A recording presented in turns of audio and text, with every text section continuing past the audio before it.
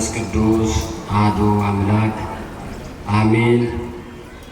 አባቶች፣ ካህናት፣ ዲያቆናት በዚህ ቅዱስ ስፍራ በአራቱም ማዕዘን የተሰበሰባችሁ የክርስቶስ ቤተሰቦች እንደምን አደራችሁ? እንደምን አደራችሁ? እንደምንስ እስከዚህ ሰዓት ደረሳችሁ? አሜን። ሁላችንም በምንሰራው ስራ በምናጠፋው ጥፋት እንደ በደላችን እንደ ኃጢአታችን ሳይሆን በቸርነቱ ብዛት እንድንሰባሰብ እንድንመማር ራሳችንን እንድንመለከት የፈቀደልን የአባቶቻችን አምላክ ልዑል እግዚአብሔር ስሙ የተመሰገነ ይሁን። እንግዲህ እንደ እግዚአብሔር ፈቃድ በቤተ ክርስቲያናችን ስርዓት መሰረት ሌሊት የነበረውን መንፈሳዊ አገልግሎት ከዚያም በመቀጠል ደግሞ የቅዳሴውን ስነ ስርዓት አሁን የእመቤታችንን ታምር ሰምተን ዝማሬውን ስንከታተል ቆይተን በመጨረሻ በቅዳሴው ላይ የተነበበውን ወንጌል አዳምጠን የምናጠናቅቅ ይሆናል ማለት ነውና መጨረሻ ሰዓት ላይ ስለሆነ ያለነው ሁላችንም ብዙ ጊዜ እንደሚተላለፈው በተረጋጋና በሰከነ ሁኔታ ራሳችንን ለእግዚአብሔር በመስጠት አሁን በዚህ ሰዓት የእግዚአብሔርን ድምፅ የምንሰማበት ስለሆነ እኛ በየግላችን የምናወራውና የምንናገረው አልሆን ብሎ የእሱን ድምፅ ለመስማት ስለሆነ የመጣ ነው። የእኛ ንግግርና እኛ የምንናገረው ሰፊ ሰዓት ሆኖ ያም ቢሆን በምንናገረው ልክ በምናዳምጠው ልክ እኛ በምንለው አልሆን ብሎ እሱ ያለው ይሁን ብለን በቤቱ ስለመጣን አሁን ሁላችንም አእምሯችንን ሰብሰብ አድርገን ሌላ ነገር ሳናስብ የሰዓቱን መርፈድ የጊዜውን መፍጠን መባከን እሱን ትተን እግዚአብሔር ያለው ይሁን ብለን ሁላችንም መከታተል ይኖርብናል ማለት ነው። ሌላው መውጣት መግባት አብዛኛውን ጊዜ ቃሉ ሲነገር ቀላል ይመስላል። ነገር ግን ያለ በቂ ምክንያት ጥሎ መውጣት፣ ፕሮግራሙ ሳያልቅና ሳይጠናቀቅ እየረገጡ መሄድ ከባድ ኃጢአት ነው። አጣዳፊ ችግር፣ አንገብጋቢ ችግር፣ ጊዜ የማይሰጥ ሁኔታ ካልገጠመ በተቀረ ይህንን የእግዚአብሔርን አውደ ምሕረት እየጣሉ መሄድ ለሌሎቹ መሰናክል ስለሆነ አሁንም ሁላችንም ከመውጣት ከመግባት መግባት ብቻ ነው። ጥለን የምንሄድ ብንቆይ አሁን ጥለን ስለሄድ ሌላ የምናተርፈው ነገር የለም፣ ኪሳራ ነው ለማለት ነው። ለዕለቱ የተነበበው ወንጌል የዮሐንስ ወንጌል ምዕራፍ 2 ከቁጥር 16 ላይ ነው ያለው። ዛሬ እንግዲህ እያንዳንዱ በዐቢይ ጾም የተሰጡ ስያሜዎች አሉ። ዛሬ ምኩራብ ነው። እንግዲህ ጌታችን መድኃኒታችን ኢየሱስ ክርስቶስ በዚህ ምድር እየተዟዟረ በሚያስተምርበት ጊዜ የአይሁድ በዓል ይከበር ነበረና ወደ ኢየሩሳሌም ወጣ ይላል። አብዛኛው ጊዜ ጌታችን መድኃኒታችን ኢየሱስ ክርስቶስ በእስራኤል ምድር እየተዟዟረ ያስተምር እንደነበረ ሁላችን የምናውቀው ሀቅ ነው። እየተዟዟረ ያስተምራል። በሚያስተምርበትም ጊዜ ብዙዎቹ ተፈውሰዋል፣ ነፃነት አግኝተዋል፣ የታሰሩት ተፈተዋል፣ ብዙዎቹ አምነው ድነዋል፣ ተከትለዋል፣ ተባርከዋል፣ በረከት አግኝተዋል። በተሰበሰበበት ሕዝብ መካከል ያስተምር ነበረ። ነገር ግን የተሰበሰበው ሁሉ ለልዩ ልዩ ምክንያት ይመጣ ነበር። አንዳንዱ ለሌላ ምክንያት፣ ሌላው ደግሞ ለመማር ለመዳን ፈውስ ለማግኘት ይመጣ ነበር። ሌላው ደግሞ አሁን እኛ በዚህ ስንሰባሰብ ብዙ ጊዜ አንዳንዶቻችን እቤታችን እንዳንቀር ጎረቤቶቻችን መጥተን እንዳንሰማ አላመንበትም። በዘልማድ ነው የምንመጣው። ስለዚህ ብዙ ሰው በእንደዚህ አይነት ችግር ውስጥ ነው ያለ። ሌሎቹ ከልባቸው አምነው አምልኮት ነው የእግዚአብሔርን ቃል ሰምተን አምልኮቱን ተከታትለን እንመጣለን ብለው ሲመጡ፣ ሌሎቻችን ደግሞ እንዳንቀር ሶይተቹን ነው ክርስቲያን አይደለም እንዴ እንዳንባል እንመጣለን። ከመጣም በኋላ ግን የምናሳየው እንቅስቃሴ ያልሆነም ይሆናል። ስለዚህ ጌታችን መድኃኒታችን ኢየሱስ ክርስቶስ ከዕለታት በአንደኛው ቀን የአይሁድ የፋሲካ በዓል ቀርቦ ነበረና ወደ ኢየሩሳሌም ወጣ።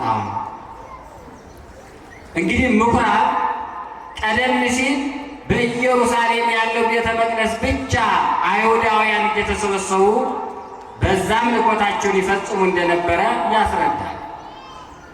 ምኩራብ የሚባልም መታወቅ የጀመረውና ስሙ እየተነገረ የመጣው ስያሜውን ያገኘው ንጉሡ ናቡከደነፆር በኢየሩሳሌም ያለው ቤተ መቅደስ ካፈረሰ በኋላ እስራኤላውያን በየአካባቢው በባቢሎን ተበትነው ስለነበረ በየተበተኑበት ቦታ አምልኮታቸውን ማከናወን ስላለባቸው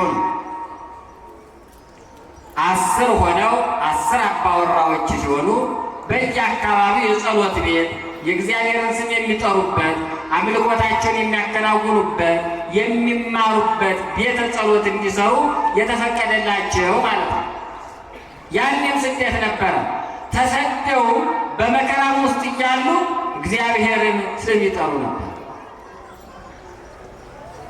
ቤተ መቅደሱ ፈርሶ የማያምን አረመኔ ንጉሥ መጥቶ ናቡከደነፆር ካፈራረሰ በኋላ እነሱን ሲበትናቸው በየተበተኑበት ቦታ በየደረሱበት ቦታ አምልኮታቸውን የሚያከናውኑበት ምኩራብ ሰቀላ መሰል አዳራሽ ይሰሩ ነበር። በመከራም ውስጥ ነው። አሁን እኛ ሲመቸን የምንመጣለን፣ ደስ ሲለን እንመጣለን፣ ሲከፋን እንቀራለን፣ ስንራብ ስንጠማ፣ ሌላም አጋጣሚ ችግር ሲገጥመን አንመጣም። ነገር ግን አማኝ ማለት በመከራ ውስጥ ሁሉ ሆኖ እግዚአብሔርን አለመርሳት፣ በመከራም ውስጥ ሆኖ በችግርም ውስጥ ሆኖ እግዚአብሔርን አለመርሳት። ስለዚህ በዚያ ቦታ ላይ ጌታችን መድኃኒታችን ኢየሱስ ክርስቶስ ደቀ መዛሙርቱን አስከትሎ በመሄድ በየተበተኑበት ቦታ በሰሩት ቤተ ምኩራብ እየተገኘ ያስተምራቸው ነበረ። በዛ በሚያስተምርበት ወቅት እንግዲህ ቅድም እንዳለው የሚሰበሰበው ሁሉ የየራሱ አመለካከት ነበር። ነገር ግን ከሚያስተምረው ትምህርት የተነሳ የሚገረሙና የሚደነቁም ነበረ። ቅዱስ ያሬድም የተሰበከው ምስባክ፣ የሚዘመረው ዝማሬ ይህንን ሁሉ አካቶ ነው ዛሬ ምኩራብ የሚለውን ስያሜ ያገኘው ማለት ነው። ስለዚህ ወደዚያ ወደ ኢየሩሳሌም ቤተ መቅደስ የገባበት ነው። ወደ ኢየሩሳሌም ቤተ መቅደስ ሲሄድ እንግዲህ ቤተ መቅደስ መገልገያ ነው። እኛም እንደምታውቁት ቤተ መቅደስ እንባላለን። የሰው ልጅ ቤተ መቅደስ ነው።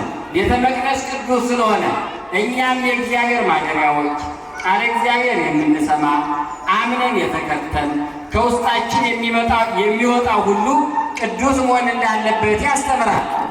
ወደ ቤተ መቅደስ ገብቶ እንግዲህ የአይሁድ በዓል ነበረና ወደ ኢየሩሳሌም ወጣ ስንል ሰፊ ትንታኔና ትርጓሜ ሰጠዋል።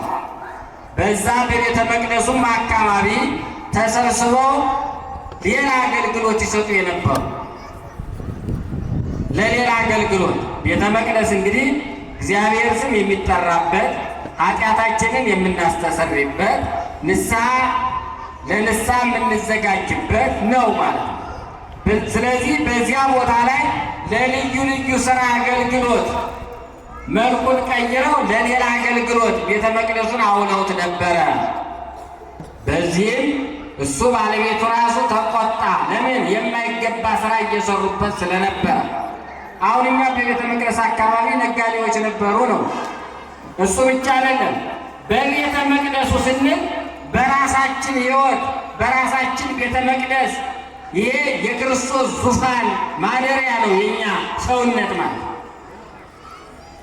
ይህንን የክርስቶስ ቤተ መቅደስ የሆነውን የተቀደሰው ሕይወታችንን የምናረክስ ከሆነ ይቆጣል ማለት ነው። እግዚአብሔር ያዝንብናል፣ ማት ይወርድብናል ማለት ነው። ቅዱስ በሆነው ሕይወታችን እኛ የእሱ ማደሪያዎች ስለሆን የእሱ ቤተ መቅደሶች ስለሆነ በዚህ በውስጣችን ባለው መቅደስ የሰው ልጅ ቅዱስ ሆኖ ተገቢውን ስራ እየሰራ መሄድ ስላለበት የእግዚአብሔርን ቃል መስማት ስላለበት የማይገባ ስራ በውስጣችን ስላለ እሱን ነው አጥብቆ የኮነንና የገሰጻቸው ማለት ነው።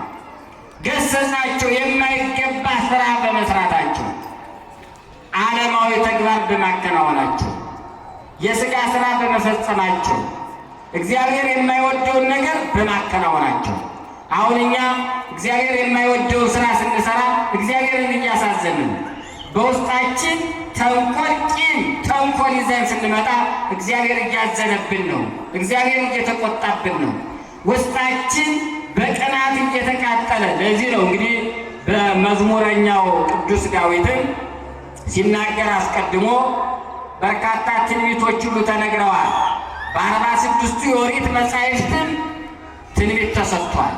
ዳዊትም በዚህ በቤተ መቅደሱ ላይ ሊሆን የቻለውና እየተደረገ ያለው አስቀድሞ ተገልጦለት የክርስቶስ የቤቱ ቅናት እንዳንገበገበው እንዳቃጠለውና እጅግ እንዳሳዘነው ተናግሯል፣ ትንቢት ተናግሯል። ስለዚህ በቤተ መቅደስ የማይገባ ሥራ ሲሰሩ ያገኛቸውን እየጠራረገ አባረራቸው።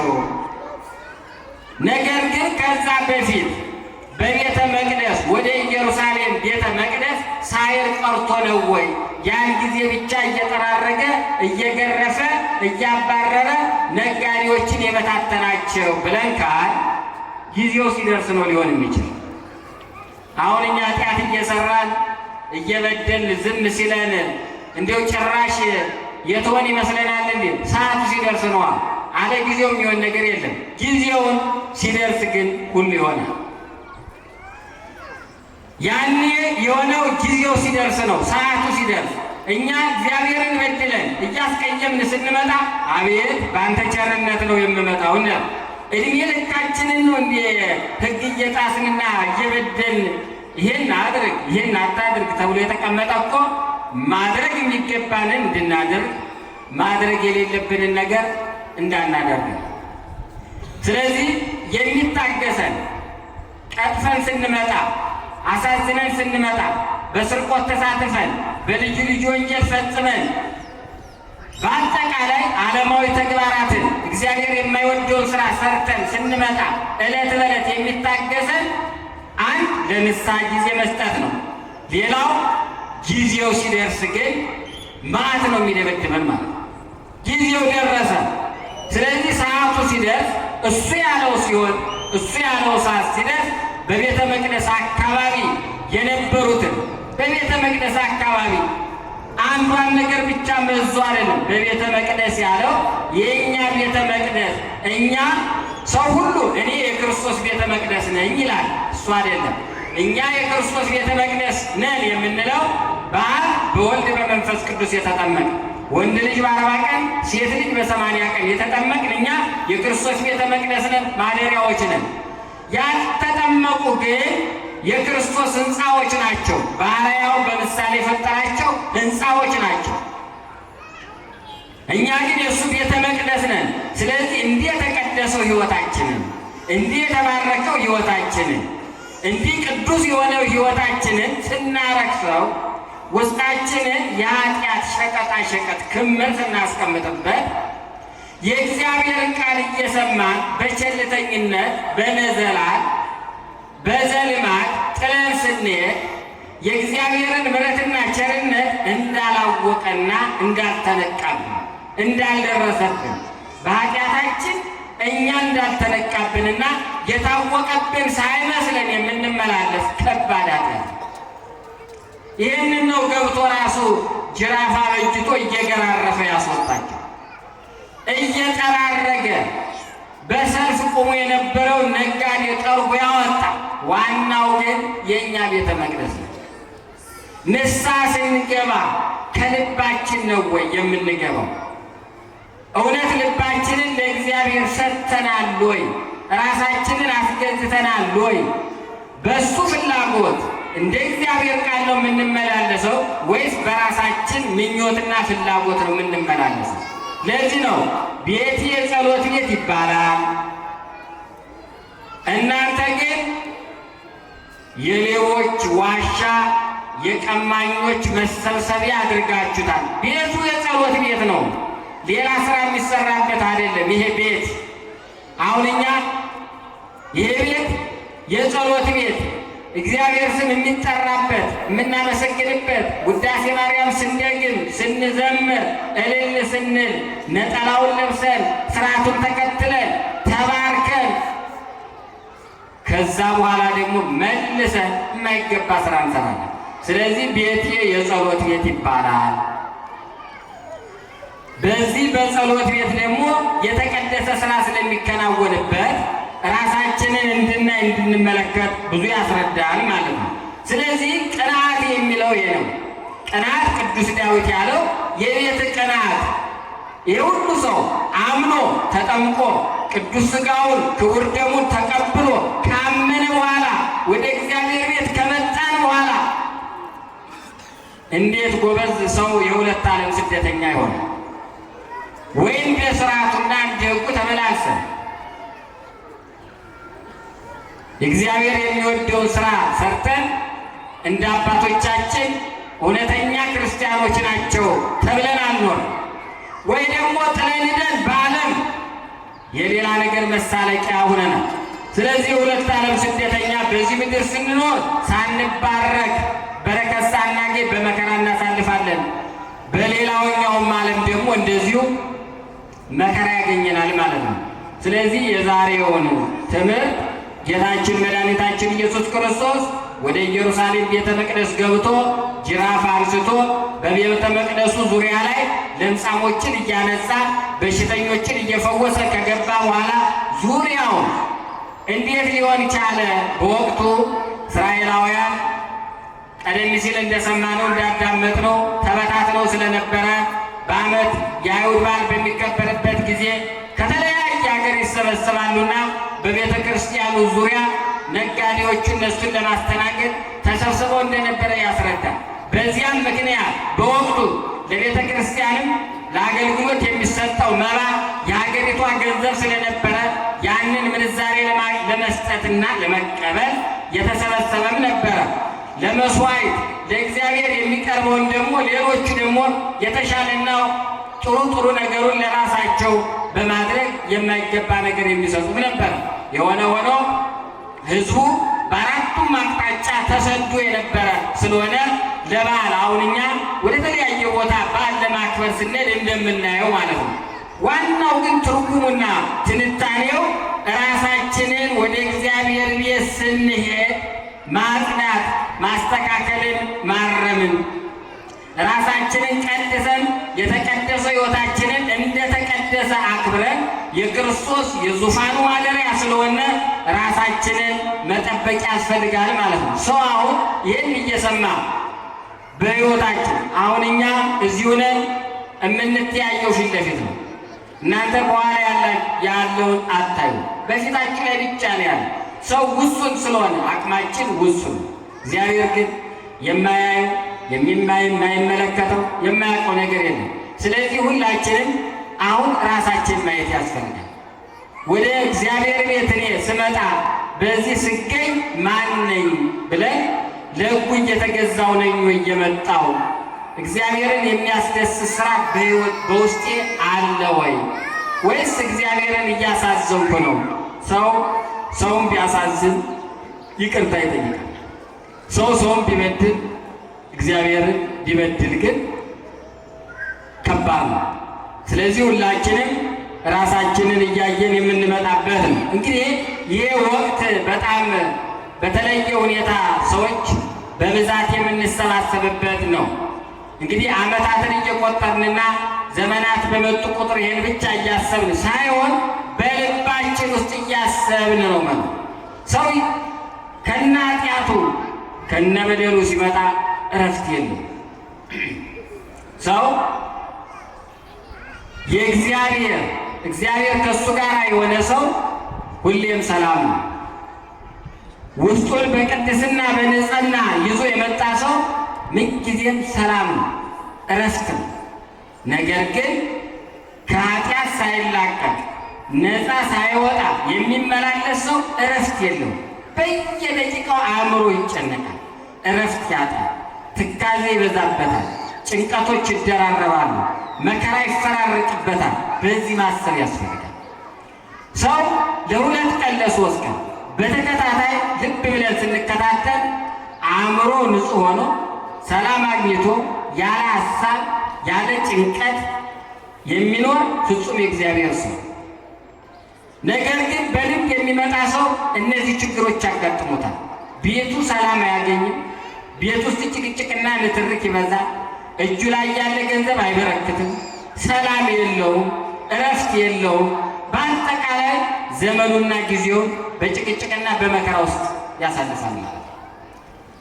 አባቶቻችን እንደነገሩን እንዳስተማሩ ፍጹም ያመነ ሰው ራሱን ለእግዚአብሔር ሰጥቻለሁ ብሎ በፈሪሃ እግዚአብሔር የሚመላለስ ሁሌ በሚሰራው ነገር የሚጸጸት የሚቆጨው መስራት የሌለብኝ ነገር ሰርቻለሁ ብሎ የሚጸጸት ሰው ውስጡ ሰላም ነው። መደፋፈር ከባድ እንደ መደፋፈር ያለ በድፍረት እንደ መምጣት ያለ ከነበደል ከናጢአት እንደ መምጣት ያለ ከባድ ኃጢአት ነው። መደፋፈር ከባድ ነው። ሰው እየተደፋፈረ አሁን አንዳንዴ እርሄ ይደፋፈራል፣ እግዚአብሔርን ይደፋፈራል። የእግዚአብሔር ቤት መሆኑን ረስቷል። ይህ ሰው ምንድን ነው የሚባል ሰው ማን ነው ብለን ስንጠይቅ የተለያየ ችግር ያለበት ኑሮን መግፋት ያቃተው ቤቱን ማስተዳደር አልችል ያለ በጣም በጠና የታመመ የተቸገረ በልቅሶ በመከራ ውስጥ ያለ ፊቱ ስታየው አመድ የመሰለ ከላዩ ላይ የእግዚአብሔር ጸጋ የተገፈፈ ነው የምታዩት። ልብ ብላችሁ ተከታተሉ። በምትሄዱበት ቦታ ሁሉ በሚያጋጥማችሁ ሰፈር ሁሉ ውስጥ ስትገቡ ሰው የማይጾም የማይጸልይ ለእምነቱ ጠንካራ አቋም የሌለ ደካማ የሚልፈሰፈስ ሰው የሚያጋጥመው መከራ ይሄ ነው። ፊቱንም ስታዩት በጣም ይከብዳል። ሲያየው ሰው ሁሉ ይርቀዋል ማለት ለምን? የእግዚአብሔር በረከት ስለራቀው፣ እግዚአብሔር ስለተለየ፣ ለሰይጣን ማደሪያና መጠቀሚያ ስለሆነ፣ የሚሰጠው አገልግሎት ለሌላ ስለሆነ ማለት ነው። ይህንን ከምናየው ከምንመለከተው ተነስተን በጣም የምንማርበት ትምህርት ነው የሚሆነው። አብዛኛው ጊዜ እረፍት የሌለው የሚንቀዠቀዥ ትልቅ ሰው የማያከብር እናት አባቱን የሚያዋርድ በመንገድ ላይ የሚሳደብ እንዲህ ነው የሚያደርገው ማለት ነው።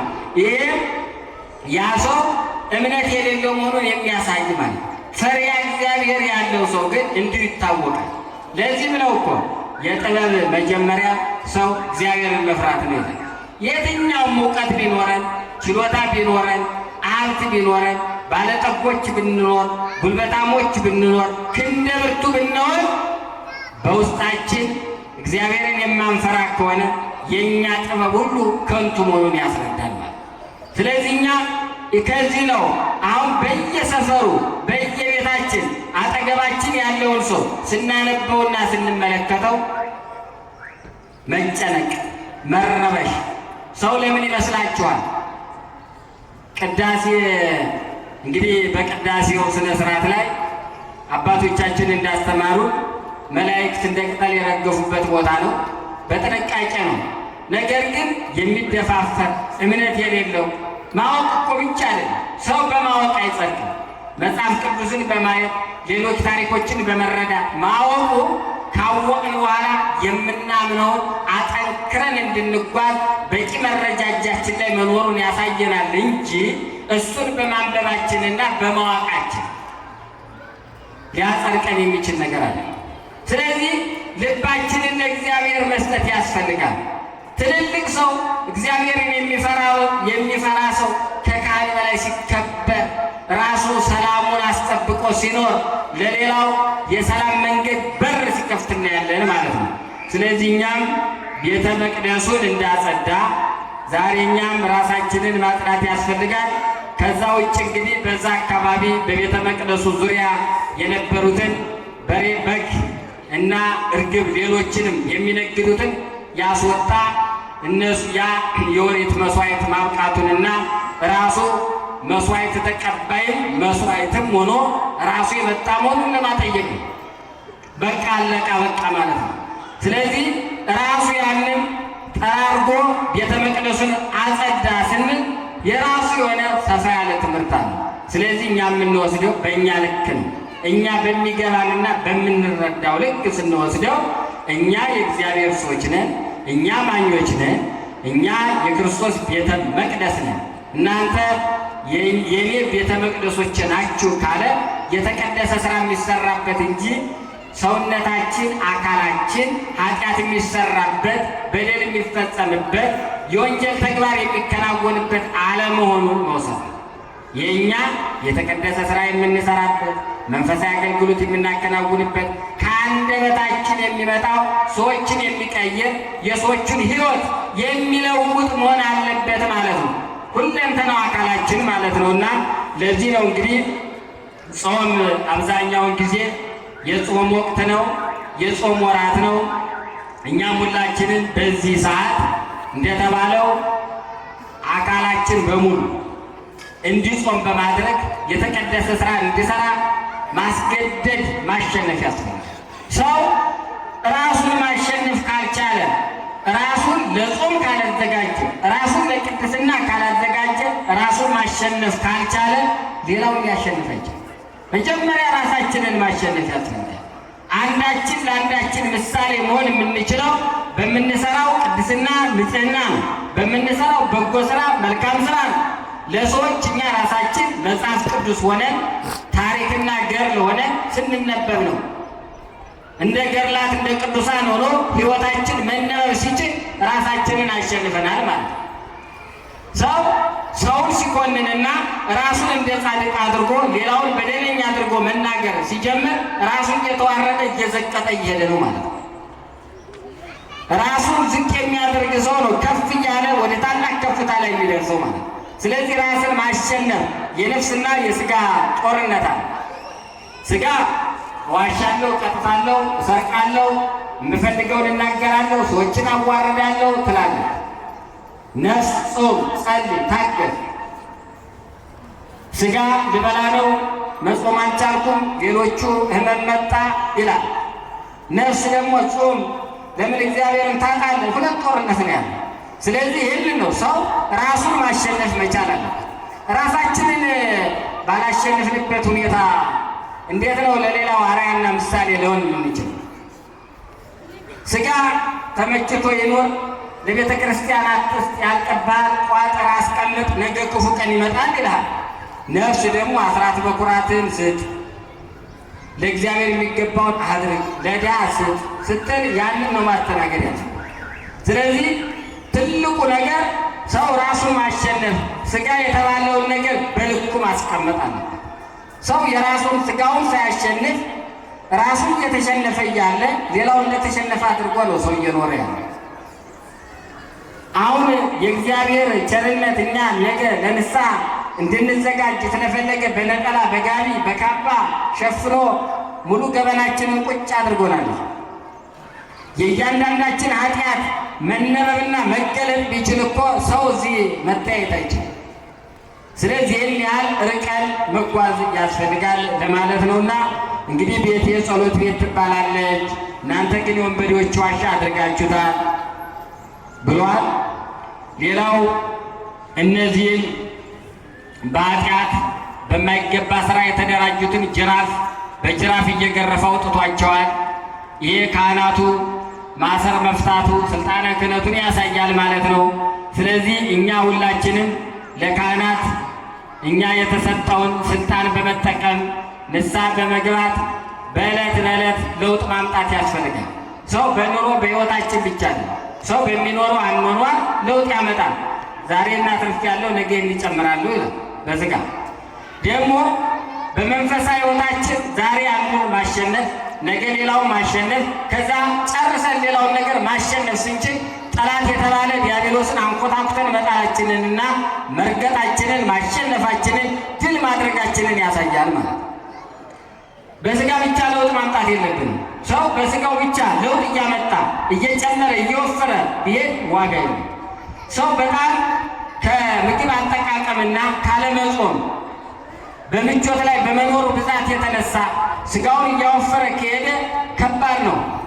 ሰው ለመሸከምም አስቸጋሪ ነው። እቤትም ብድግ ቁጭ ለማለት ይቸገራል። ቤተሰብም ማንሳት ማስቀመጡ መከራ ነው። በሚሞትበት ጊዜም ለተሸካሚ አስቸጋሪ ነው። እንስሳት ቢወፍር ለምግብነት ይጠቀማቸዋል። ሰው የዚህን ያህል ደካማ ነው ማለት። ስለዚህ እኛ በመንፈሳዊ ሕይወታችን ማደጋችንን፣ መቀየራችንን፣ መለወጣችንን፣ ሰውነታችንን መቀደሳችንን፣ ንጹሕ መሆናችንን፣ የእግዚአብሔር አገልጋይ መሆናችንን እያሳየን እያበራን ብርሃን እየሆን እየተከታተልን ለሌሎቹ አርአያ ምሳሌ መሆን መቻል አለብን ማለት ነው። የትምህርቱ መሰረታዊ ዓላማ ይሄ ነው። ኃጢአተኞች፣ በደለኞች ተገርፈው ወጥተዋል። መከራ ደብድቧቸዋል። በአደባባይ ተዋርደዋል።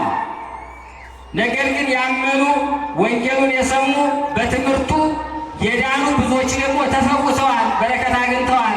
ጠላታቸው የተባለው ዲያብሎስ ተንኮታክቶ ካጠገባቸው ጠፍቷል፣ ሰላማቸውን አግኝተዋል። እነዚህ ተገርፎ የተባረሩ ወንበዴዎች፣ ቀማኞች፣ ዝሙተኞች፣ ሌቦች ናቸው ነው ያለው። እነዚህ ከምድረ ገጽ ጠፍተው እሱን ማየት አልችል ብለው ነው የጠፉ። ከዚያም በኋላ ሰላም የላቸውም፣ እንቅልፍ የላቸው፣ ችግረኛ ናቸው፣ ለቀስተኛ ናቸው። በመከራ ውስጥ ነው የሚኖሩት ካል እኛ በመከራ ላለመኖር፣ በእግዚአብሔር ቤት ለመኖር፣ በሰላም ለመኖር፣ በፍቅር ለመኖር የእግዚአብሔር እውነተኛ ልጆች መሆን አለብን። የእግዚአብሔር እውነተኛ ልጆች መሆናችንና ስሙን ጠርተን እንደምንልን ማረጋገጫችን በሰላም በፍቅር መምጣት፣ ከቂም ከተንኮል ከማይገባ ስራ፣ ከቅጥፈት ስራ፣ እግዚአብሔር የማያውቀው ስራ ስለሌለ ከዚያ መራቅ ያስፈልጋል። ለዚህ ነው እንግዲህ ዋናው የትምህርቱ ዓላማ ሰው በሚሰማው ልክ በዕለት በዕለት እየተለወጠ እያደገ በመንፈሳዊ ሕይወት እየተቀየረ መምጣት መቻል ነው። ሁሌ የነበርንበት ቦታ ላይ እዚያው ቁጭ እንዳለ ከሆነ አስቸጋሪ ነው። ሰሚ ብቻ መሆን ያስፈልጋል። ፈጻሚ ነው መሆን ያስፈልጋል። የቅዱሳን አስተምሮ ይሄ ነው። ይሰማሉ፣ ይፈጽማሉ። እኛ እንሰማለን። ላለመፈጸማችን ምክንያት የምናደርገው ሌሎች ሰዎች የምናያቸው ሰዎች ከኃጢአት አለመላቀቃቸውን እነሱን እንደ መነሻ ጥቅስ አድርገን እንጠቅሳለን። እሱ አያስፈልግም እኮ የምንልን ለራሳችን። ሌሎችን አጠገባችን ያሉን ሰዎች ዝም ብለው እንደሚመላለሱ በዘልማድ እንደሚመጡ ንስሐ እንደማይገቡ ጾም እንደማይጾሙ ያሉትን የሰፈር ሰዎች እናያለን። እንደ መጽሐፍ ቅዱስ እነሱን እየጠቀስን እንኖራለን። መቅሰፍት ይመጣባል ሲባል እነሱ ለምን አልሞቱም? እነሱ መቼ አለቁ አሉ አይደለም? ቆመው እየሄዱ አይደለም? ተመችቷቸዋል። እሱማ የእግዚአብሔር ሰዓቱና ጊዜው ሲደርስ ነው፣ ያለዚያ አይሆንም። ስለዚህ ሁልጊዜ አብዛኛው ሰው የሚጠቅሰው እገሌ ስም ና ንስሐ ግባ፣ መቼ ገባ? እሳ እድሜ ገና ነው። ሰው ስጋው ደግሞ የሚቀበለው ሰውየው ከሸመገለ በኋላ እድሜው ካፈጀ መንቀሳቀስ አልችል ኃጢአት አልሰራ ሲል ያማ በራሱ ጊዜ መቼ ኃጢአት እስኪሰራ? ሰው ሽማግሌ ከሆነ ደሙ ከቀዘቀዘ ወደ ቤተ ክርስቲያን የትም ቦታ መሄድ ስለማይችል ከመጣ ያ ሰውማ በራሱ እኮ ራሱን ትምለ። ስለዚህ በወጣትነት ጊዜያችን እንደ ሞዴል የምንጠቅሳቸው ቅዱሳን አባቶቻችንን፣ ጻድቃንን፣ ሰማዕታትን ጥንካሬያቸው ያለውም እንደ ቃሉ የጸኑትን በማሰብ ነው መጓዝ እንጂ የወደቁትንና የተሸነፉትን ማሰብ አያስፈልግም ነው የሚለው ሐዋርያው ቅዱስ ጳውሎስ። የጸኑትን ጠንካራ የሆኑትን የክርስቶስ አገልጋይ የሆኑትን ለእሱ ታማኝ ሆነው ያስደሰቱትን ማሰብ የጸኑትን ማሰብ ነው እንጂ ደካማ ሰዎችን ማሰብ እና በተራ ማሰለፍ ዋጋ የለውም ለማለት ነው። እንግዲህ ያልተማርንበት ጊዜ ስለሌለ ይችኑ ያዳመጥናትን ነገር ላለመርሳትና ላለመዘንጋት ባጭሩ ለዛሬው በዚህ በቃናል። ሰዓታችንን ባርኮ ጊዜያችንን ቀድሶ በዚህ አሰባስቦ እንድንመማር ለንስሐ እንድንበቃ ራሳችንን እንድናይ እንድንመለከት እኔ ማነኝ እንድንል ፈቅዶ በቤቱ ያሰባሰበን የአባቶቻችን አምላክ ልዑል እግዚአብሔር ስሙ የተመሰገነ ይሁን። ወስብሐት ለእግዚአብሔር።